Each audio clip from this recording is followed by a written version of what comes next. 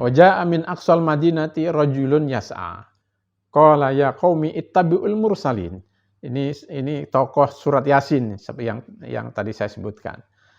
Dari kalimat ini perkatanya itu bisa kita tadaburi gitu. Pertama, wa jaa'a min aqsal madinati rajulun.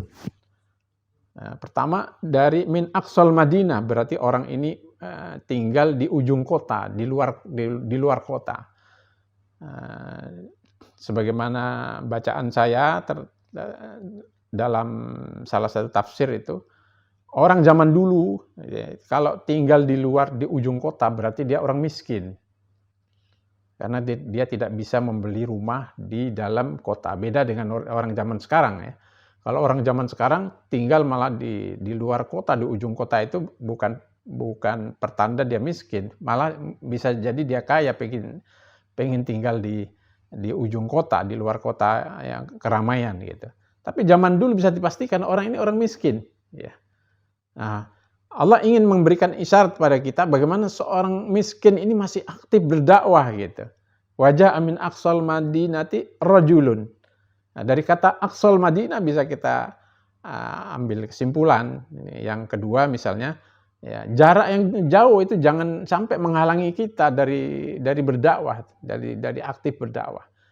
Ya, sejauh apapun, apalagi ini zaman dulu gitu. Zaman dulu orang miskin saja aktif berdakwah, apalagi zaman kita sekarang ada motor, ada mobil, ada masya Allah transportasi, sehingga jarak jangan jadi penghalang dakwah itu. Maka Allah mengingatkan dengan kalimat ini min aqsal Madinah, ini kalimat yang penuh dengan kemukjizatan dari Allah Subhanahu wa taala. Yang kedua kata rajulun. Kenapa Allah menyebutkan rajulun gitu? Seseorang namanya tidak disebut oleh Allah, tapi perannya disebut oleh Allah. Nah, di sini Allah ingin mengingatkan kita semuanya, kadang-kadang nama tidak terlalu penting. Yang penting adalah peran kita di dalam dakwah itu. Karena itu ini tokoh surat Yasin, tapi namanya tidak disebut oleh Allah karena tidak penting nama bagi orang ini, tapi adalah perannya. Kemudian yas'a, kata yas'a itu menggambarkan bahwa dia aktif. Ya, sudah ada jaa'a min aqsal madinati rajulun yas'a, ditambah oleh Allah dengan kata yas'a. Ini menggambarkan dia tidak sekedar datang dengan malas-malas, tapi dia bergegas. Berarti dia seorang dai yang sangat aktif, walaupun namanya tidak terkenal, tidak populer, tapi dia sangat aktif dalam berdakwah. Kemudian qala ya qaumi ittabi'ul mursalin. Dia menyampaikan kepada masyarakat agar mengikuti para rasul. Bahkan ada 3 rasul di masyarakat ini, ya, yang disebutkan oleh Allah di surat Yasin ayat 20 ini. Dalam penjelasan tafsir itu disebutkan Allah sudah mengutus 3 orang rasul gitu.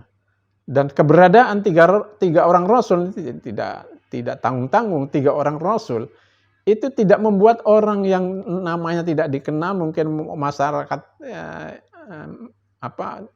orang yang miskin lagi, itu tidak menghalangi dia untuk berpartisipasi dalam dakwah ini. Keberadaan 3 rasul itu tidak menjadi alasan bagi dia untuk kemudian sudah ada apalagi 3 rasul gitu. Apalah saya ini. Tidak. Maka kisah ini diabadikan oleh Allah untuk memotivasi kita itu.